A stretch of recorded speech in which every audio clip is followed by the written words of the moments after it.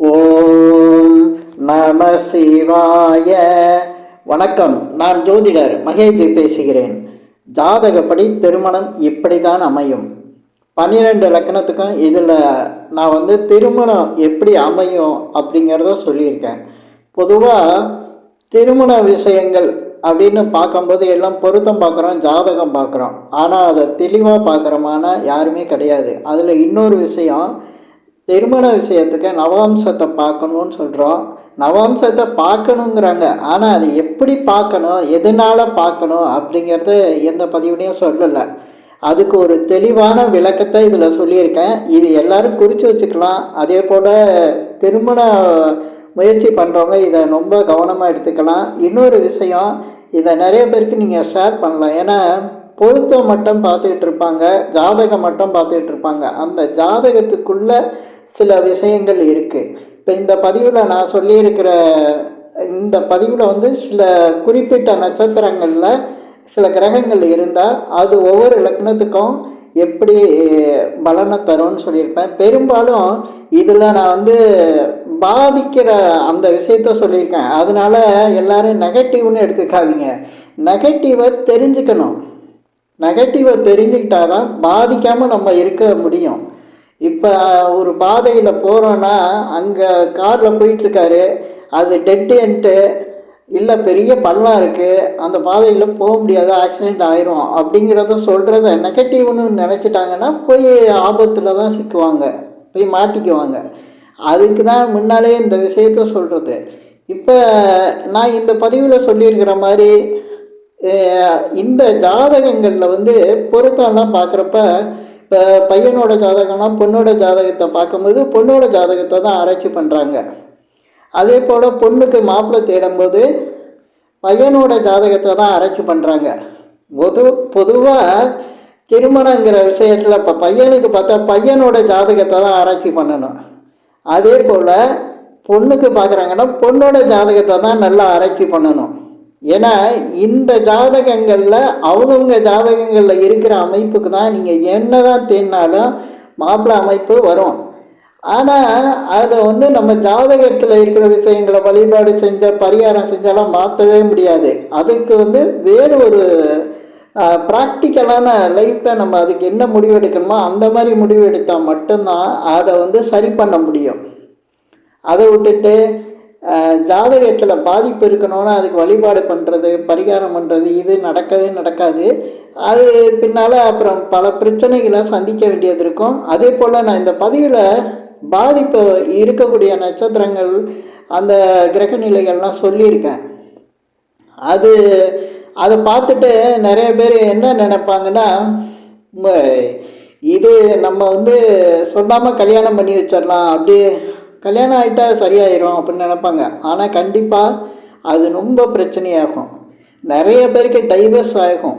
Divorce, திருமணங்களில் ஒரு திருமணம் ஆனதுக்கு பிறகு குடும்ப லைஃபே இல்லாமல் போகிறது, பிரிவு, இதெல்லாம் ரொம்ப கஷ்டம். அது கோர்ட்டு கேஸுன்னு அலையிறவங்களுக்கு தான் தெரியும். இப்போ நான் இந்த பதிவில் சொல்லியிருக்கிற அத்தனை விதிகளும் அந்த நட்சத்திர அமைப்பெல்லாம் பார்த்திங்கன்னா கண்டிப்பாக இப்போ டைவர்ஸ் கேஸ்க்கு சுற்றிக்கிட்டு இருக்கவங்க அத்தனை பேர்லேயும் அப்படியே இருக்கும், 100% இருக்கும். ஏன் இதை முன்னாலே கரெக்டாக பார்த்து இப்படி இருந்தால் நம்ம ஏன் இவ்வளோ சுற்றணும், இவ்வளோ கஷ்டப்படணும்?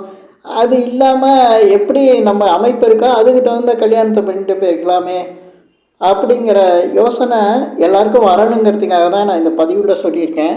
ஏன்னா நிறைய விஷயம் இருக்குது. அதே போல் திருமணம் பாதிக்கப்பட போகிறதுக்கு சில பேர்களே இருக்குது. ஆண்களோட பேர் இருக்குது, பெண்களோட பேர். அதெல்லாம் நான் பதிவில் சொல்லலை. ஏன்னா சொன்னேன்னா எல்லாருக்கும் மனசு கஷ்டமாயிரும். சில பேருக்கு ஜாதகமே நான் பார்க்க வேண்டியதே இல்லை. அவங்க பேர் என்னன்னு கேட்டால் அவங்க திருமண வாழ்க்கையை என்னால் சொல்ல முடியும். அவங்க திருமணம் இப்படி தான் இருக்கும், அவங்க திருமண வாழ்க்கை ஒரு பெண்ணுக்கோ ஆணுக்கோ இதுதான் நிலைமை, அவங்க பேர்லேயே இருக்கும். அப்புறம் எதுக்கு ஜாதகம்? அந்த பேரில் 100% கரெக்டாக வந்துடும்.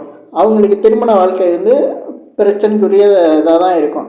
ஓகே, நான் இப்போ நிறைய பேச முடியாது. நிறைய பேசணுன்னா என்கிட்ட ஜாதகம் பார்க்கையில் அது நிறைய பேசலாம். நான் அடுத்தடுத்த பதிவில் திருமணம் மட்டும் இல்லை, ஒருத்தருக்கு வீடு எப்படி அமையும், தொழில், இது பற்றின விஷயங்களெல்லாம் நான் நிறைய போடுறேன். அதெல்லாம் நீங்கள் கேட்டு அப்படியே கரெக்டாக தெரிஞ்சுக்கலாம். அதனால தான் அதிரடி சரவெடி பதில்கள்னு சொல்லியிருக்கேன். நிறைய பேர் ஆராய்ச்சி பண்ணாத ஒரு விஷயத்தை நான் ஆராய்ச்சி பண்ணி சொல்கிறேன். இப்போ மேச லக்னத்துக்கு 7ஆம் அதிபதியாக வரக்கூடியவர் யாருன்னா சுக்கிரன். மேசத்தில் பிறந்த ஆணாக இருந்தாலும் பெண்ணாக இருந்தாலும் சுக்கிரன் தான் 7ஆம் அதிபதி. ஆண்களுக்கு தான் சுக்கிரன்னு பெண்களுக்கு இல்லை அப்படின்னு நினச்சிடக்கூடாது. கலத்திரம் கல்யாணம் அண்ணாவே கலத்திரக்காரகண்ணாவே ஒரு சுக்கிரன் தான். அந்த சுக்கிரன் மேசத்துக்கு வந்து சுக்கிரன் அவர் ஜாதகத்தில் நம்ம பார்க்கும்போது மேச லக்னத்துக்கு சுக்கிரன் 7ஆம் அதிபதி. சரி, அவர் வந்து ரிஷபத்தில் இருக்கார், ஆட்சி பெற்றிருக்காரு அப்படின்னு நினைப்போம். அதுதான் தப்பு. அவர் மிருகசீரிசம் 2ஆம் பாதத்தில் இருந்தாருன்னா அந்த சுக்கிரன் நீசம் பெற்றிருப்பார் அம்சத்தில். அது வந்து ஆட்சின்னு நினச்சி நிறைய பேர் சூப்பராக கல்யாணம் பண்ணி வச்சிடலான்னு நினைப்பாங்க. அதே போல் சுக்கிரன் வந்து மீனத்தில் உச்சம். ஓஹோ, மேச லக்னக்காரங்களுக்கு சுக்கிரன் 7ஆம் அதிபதி உச்சம் பெற்றிருக்காருன்னு நினைப்பாங்க. அவர் உத்திரட்டாதி 2ஆம் பாதத்தில் இருந்துட்டாருன்னா நீசம், அதெல்லாம் டைவர்ஸ் ஆயிரும். இதுக்கு அடுத்து ரிஷப லக்னத்தில் பிறந்தவங்களுக்கு செவ்வாய், அது செவ்வாய் வந்து அவங்களுக்கு 7ஆம் அதிபதி. அது ஆணாக இருந்தாலும் பெண்ணாக இருந்தாலும் அவங்க தான். அந்த 7ஆம் அதிபதி நம்ம என்ன நினைப்போம், இதில் மகரத்தில் உச்சம். ரிஷபலக்கணக்காரங்களுக்கு 7ஆம் அதிபதி செவ்வாய் போய் மகரத்தில் இருக்காருன்னா ஆக உச்சம் பெற்றிருக்காரு அப்படின்னு நினைப்போம். அவர் திருவோணம் 4ஆம் பதத்தில் வந்தால் அவுட்டு, அது வந்து நீசம். நீங்கள் நவம்சத்தில் பாருங்கள், அது நீசம் பெற்றிருக்கோம். அது திருமண வாழ்க்கை டைவர்ஸ் அந்த மாதிரி பிரிவை கொடுத்துரும். அதே போல் அவங்களுக்கு வந்து இப்போ செவ்வாய் வந்து ஆட்சி பெற்றிருப்பார் விருச்சிகத்தில். ரிஷபத்துக்கு 7ஆம் வீட்லேயே ஆட்சி பெற்றிருக்காரு, நல்லா இருக்கும் அப்படின்னு நினச்சா அது விசாகம் 4ஆம் பாதத்தில் இருந்ததுன்னா செவ்வாய் நீசம், அவுட்டு. அதே போல் செவ்வாய் வந்து ஆட்சி பெற்றிருப்பார் மேசத்தில். ரிஷப லக்னக்காரங்களுக்கு 7ஆம் அதிபதி இப்போ ஒரு ஆணோட ஜாதகத்திலே பெண்ணோட ஜாதகத்திலையும் நம்ம பார்க்கும்போது அவங்களுக்கு செவ்வாய் வந்து மேசத்தில் இருந்தால் சரி, கணவனோ அல்லது மனைவியோ நல்லா இருப்பாங்க அப்படின்னு நினைப்போம். ஆனால் அது அஸ்வினி 4ஆம் பதமாக இருக்கும். அதை கவனிச்சாதான் தெரியும் அது என்ன ஆகும் அப்படின்ட்டு. இதுக்கு அடுத்து மிதுன லக்னக்காரங்களுக்கு, மிதுனத்தில் பிறந்தவங்களுக்கு 7ஆம் அதிபதியாக வரக்கூடிய ஒரு குரு. இந்த குரு வந்து நம்ம என்ன நினைப்போம், இப்போ ஆயில்யம் 2ஆம் பாதத்தில் இல்லை கடகத்தில் இருக்காருன்னு வைப்போம். மிதுன லக்னக்காரருக்கு 2ஆம் வீட்டில் கடகத்தில் இருக்கார் அப்படின்னா என்ன, உச்சம். 7ஆம் அதிபதி உச்சம் பெற்றிருக்காருன்னு நினைப்போம். ஆனால் அவர் ஆயில்யம் 2ஆம் பாதத்தில் இருந்தால் என்ன ஆகும், நீசம் பெற்றிருப்பார். அம்சத்தில் பார்த்தா தெரியும்.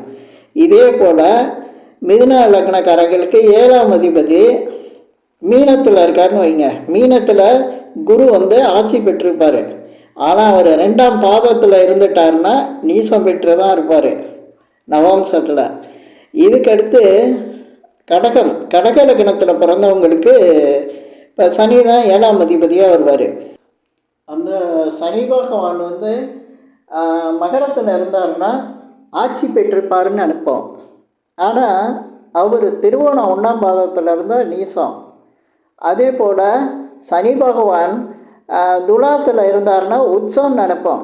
அவரே விசாகம் 1ஆம் பாதத்தில் இருந்தார்னா நீசம். அதே போல் சனி பகவான் கும்பத்தில் இருந்தார்னா ஆட்சின்னு நினைப்போம். அவர் பூரட்டாதி 1ஆம் பாதத்தில் இருந்தார்னா நீசம். இதே போல் சிம்ம லக்னத்துக்கும் சனி பகவான் தான் 7ஆம் அதிபதியாக வரக்கூடியவர். இப்போ சிம்ம லக்னத்தில் பிறந்தவங்களுக்கு இதே போல் தான் மகரத்தில் இருந்தால் ஆட்சி, அதே போல் கும்பத்தில் இருந்தால் ஆட்சி, துலாத்தில் இருந்தால் உச்சம் அப்படின்னு நினைப்போம். ஆனால் திருவோணம் 1ஆம் பாதத்தில் மகரத்தில் நீசம், விசாகம் 1ஆம் பாதம் இதில் துலாத்தில் இருந்தாலும் நீசம். அதே போல் பூரட்டாதி 1ஆம் பாதத்தில் இருந்தாலும் கும்பத்தில் அவருக்கு நீசத்தன்மை தான் இருக்கும். இதுக்கடுத்து கன்னி லக்னத்தில் பிறந்தவங்களுக்கு 7ஆம் அதிபதியாக வரக்கூடியவர் குரு. இந்த குரு பகவான் வந்து எப்படின்னா மீனத்தில் அவர் இருக்கார், ஆட்சி பெற்றிருக்காரு அப்படின்னு நினைக்கிறோம் 7ஆம் இடத்துல. ஆனால் ரேவதி 2ஆம் பாதத்தில் இருந்தால் நீசம். அதே போல் அவர் கடகத்தில் இருக்கார், உச்சம் பெற்றிருக்காருன்னா அந்த இடத்துல ஆயில்யம் 2ஆம் பாதத்தில் உட்கார்ந்து இருந்தார்னா நீசம்தான் அது. அதே போல் துலாம் லக்னக்காரங்களுக்கு எடுத்திங்கன்னா செவ்வாய் வந்து 7ஆம் அதிபதியாக வருவார். அந்த செவ்வாய் வந்து மகரத்தில் இருக்காருன்னா உச்சம்னு நினைப்போம். ஆனால் அவர் திருவோணம் 4ஆம் பாதத்தில் இருந்தார்னா நீசம். இதே போல் துலாம் லக்னக்காரங்களுக்கு செவ்வாய் வந்து விருச்சகத்தில் இருந்தால் ஆட்சி அப்படின்னு நினைப்போம். ஆனால் ஒரு விசாகம் 4ஆம் பாதத்தில் இருந்தார்னா நீசம். இதே போல் 7ஆம் அதிபதியான செவ்வாய் அஸ்வினி மேசத்தில் இருந்தார்னா அஸ்வினி 4ஆம் பாதத்தில் இருந்தால் நீசம். அப்போ துலாம் லக்னக்காரங்களுக்கு செவ்வாய் 7ஆம் அதிபதி செவ்வாய் உச்சம் நீசம் இதெல்லாம் வந்து ரொம்ப கவனமாக பார்க்கணும். அதே போல் விருச்சக லக்னத்தில் பிறந்தவங்களுக்கு 7ஆம் அதிபதியாக வரக்கூடியவர் சுக்கிரன். இவர் வந்து ரிஷபத்தில் ஆட்சி, அதே போல் மீனத்தில் உச்சம். இந்த விருச்சிக லக்னக்காரங்களுக்கு பார்த்திங்கன்னா இப்போ அவருடைய 7ஆம் அதிபதி சுக்கிரன் வந்து 7ஆம் வீட்லேயே ஆட்சி பெற்றிருக்காருன்னு நினைப்போம். ஆனால் அவர் மிருகசீரிசம் 2ஆம் பாதத்தில் இருந்தார்னா நீசம். அதே போல் மீனத்தில் இருக்கார், உச்சம் பெற்றிருக்காரு அப்படின்னு நினச்சோம்னா அவர் உத்திரட்டாதி 2ஆம் பாதத்தில் இருந்தார்னா நீசம். இதுக்கு அடுத்து தனுசு லக்னத்தில் பிறந்தவங்களுக்கு இவங்களுக்கு 7ஆம் அதிபதியாக வரக்கூடியவர் புதன். இந்த புதன் வந்து இப்போ கன்னியில் வந்து உச்சம். இந்த கன்னியில் உச்சம் அப்படின்னு நம்ம பார்க்கக்கூடாது. அதுக்குள்ளே உத்திரம் 4ஆம் பாதத்தில் இருக்கா அப்படிங்கிறத பார்க்கணும். அது நவம்சத்தில் நீசம் பெற்றிருக்கும். அதே போல் தனுசு லக்னக்காரங்களுக்கு மிதுனத்தில் புதன் ஆட்சி பெற்றிருப்பார். ஆனால் அங்கே திருவாதிரை 4ஆம் பாதத்தில் இருக்காரா அப்படிங்கிறத பார்க்கணும். அதே போல் மகர லக்னத்தில் பிறந்தவங்களுக்கு 7ஆம் அதிபதியாக வரக்கூடியவர் சந்திரன். அவர் 7ஆம் வீட்டில் ஆட்சி பெற்றிருக்கலாம், ஆட்சி பெற்றிருக்காருன்னு நினைப்போம். ஆனால் அவர் பூசம் 4ஆம் பாதத்தில் இருந்தார்னா நீசம்.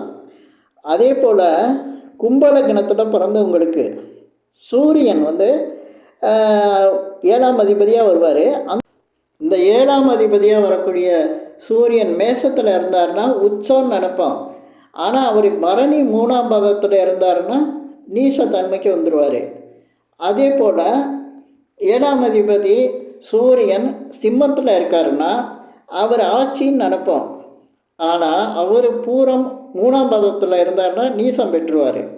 இதுக்கு அடுத்து மீன லக்னத்தில் பிறந்தவங்களுக்கு மீனத்தில் பார்த்திங்கன்னா 7ஆம் அதிபதியாக வரக்கூடியவர் புதன். அவர் இந்த 7ஆம் வீட்லேயே உச்சம் பெற்றிருக்காரு அப்படின்னா அதை உச்சம்னு நினைக்கிறோம். அது நட்சத்திர பாதமாக உத்திரம் 4ல் இருந்ததுன்னா நீசம். அதே போல் மிதுனத்தில் ஆட்சின்னு நினச்சோம்னா அது திருவாதிரை 4ல் இருந்ததுன்னா நீசம். இதுதான் வந்து உண்மையான ஜாதக திருமணங்களுக்கு பொருத்தம் பார்க்குறப்ப இந்த நுணுக்கமான பொருத்தங்களை நம்ம பார்த்தே ஆகணும். ஏன்னா 7ஆம் அதிபதி ஆட்சி உச்சம் இப்படிலாம் இருக்குது பாருங்கள். நான் சொன்னதில் ஆட்சி உச்சம் பெற்றிருக்கையில் தான் ஆபத்தே இருக்குது. அந்த மாதிரி விஷயங்களை தெளிவாக பார்க்கணும். ஆனால் நான் இப்போ சொன்ன இந்த நீசம் பெற்றிருக்கவங்கெல்லாம் 100% டைவர்ஸ் ஆகுது. அது நான் பார்த்துட்டேன். இல்லைன்னா பிரச்சனையாகி பெரிய பாதிப்பு வந்துடுது அவங்களுக்கு. இது வந்து திருமணத்துங்களுக்கு அப்போல்லாம் திருமணம் நடத்த முடியாதா அப்படின்னு இல்லை. இதுக்கு வந்து அவங்க ஜாதகத்தில் அதுக்கு வேறு வழிகள் இருக்குது. அது சுய ஜாதகத்தை பார்த்து தான் என்னால் சொல்ல முடியும். இவங்களுக்கு இந்த மாதிரி தான் அமையும். அப்போ இந்த மாதிரி 7ஆம் அதிபதி இப்படி இருக்குது அப்படின்னா சுக்கிரனோட அடுத்த தன்மையை பார்க்கணும். சுக்கிரன் எப்படி இருக்கார் அப்படிங்கிறத வச்சு அவங்களுக்கு இன்னொரு வழி கிடைக்கும். ஏன்னா 2 ஆப்ஷன் வரும் திருமண வாழ்க்கைக்கு. 2மே போச்சுன்னா தான் திருமண வாழ்க்கை வந்து பிரச்சனையாகுது அவங்களுக்கு. இப்போ இந்த பதிவில் நான் சொன்ன விஷயங்கள் வந்து எல்லோரும் எடுத்து கூட வச்சுக்கலாம் அப்படியே தனியாக. ஏன்னா இது வந்து நான் தெளிவாக சொல்லியிருக்கேன். இந்த விஷயங்கள் வந்து இதுவரையும் யாரும் எடுத்து தனியாக கொடுத்ததே இல்லை. இது போல் நான் ஒருத்தருக்கு வீடு எப்படி அமையும், எந்த மாதிரி வீடு வாங்கினா அவங்க வந்து வீடு வாங்கலாம். ஏன்னா முயற்சி பண்ணுறவங்க அத்தனை பேரும் வீடு வாங்க முடியல. சொந்த வீடு வாங்கணும் அப்படின்னா அதற்கான வழிகளை நான் சொல்லித்தரேன். அதே மாதிரி இந்த திருமண விஷயங்களை நான் பல விஷயங்களை வந்து சில இதை சொல்லலை. ஒரு பேரை கேட்டாலே சொல்லிடுவேன். அந்த பேருக்கு ஒரு பெண்ணுக்கோ ஆணுக்கோ சில பேர் வந்து திருமண வாழ்க்கையை அவங்களுக்கு சரியாக அமையாது. அந்த மாதிரி பேரை வந்து நான் சொன்னேன்னா, பதிவுகளில் சொன்னேன்னா, அதை கேட்குறவங்களுக்கு மனசு ஒரு மாதிரி ஆயிடும். அதனால தான் என்ட்ட பர்சனலாக ஜாதகம் பார்க்குறவங்களுக்கு நான் அந்த விஷயத்த சொல்கிறது.